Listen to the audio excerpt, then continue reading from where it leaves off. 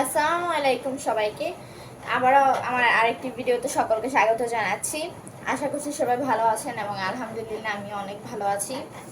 So আজকে আমি মিফতাহুল জান্নাত তাজফ আপনাদের সাথে একটি বিষয় শেয়ার করব, যেটি হচ্ছে মুড সুইং কিংবা মুড অন অফ। এটা সাধারণত ডক্টররা বলে থাকে এটা একটা হরমোনের কারণে এটা বারবার চেঞ্জ হয়। ডাক্তাররা বলে যে এক এক সময় এই ধরনের সব মানুষের মধ্যে এই হরমোনটা থাকে। যখন এটা চেঞ্জ হয় তখন আমাদের মুড সুইং হয়। মুড সুইং মিনস আমাদের মুড পরিবর্তন হয়।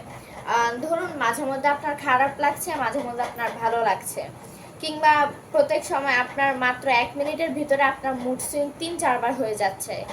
এটাকেই আমরা মুড সুইং বলে থাকি। মানে আপনার মুডের পরিবর্তন হচ্ছে, আপনার অনুভূতিটা বারবার পরিবর্তিত হচ্ছে। একবার আপনি হাসছেন, আরেকবার আপনি কাঁদছেন, একবার আপনার ভালো লাগছে, আরেকবার আপনার খারাপ লাগছে। এটা মিনিটের মধ্যে যখন অনেকবার হয়ে যাবে তখন এটাকে আমরা মুড সুইং বলি।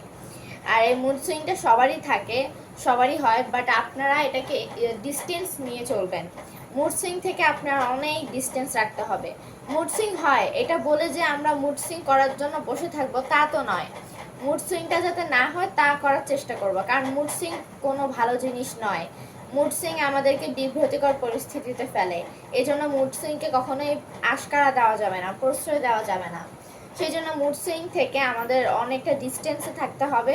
মুড অন অফটা যাতে না হয় তার জন্য আমাদের যে কাজগুলো করা উচিত, যে কাজগুলো করার ফলে আমাদের মুড সুইং হবে না, সেই কাজগুলো করতে হবে।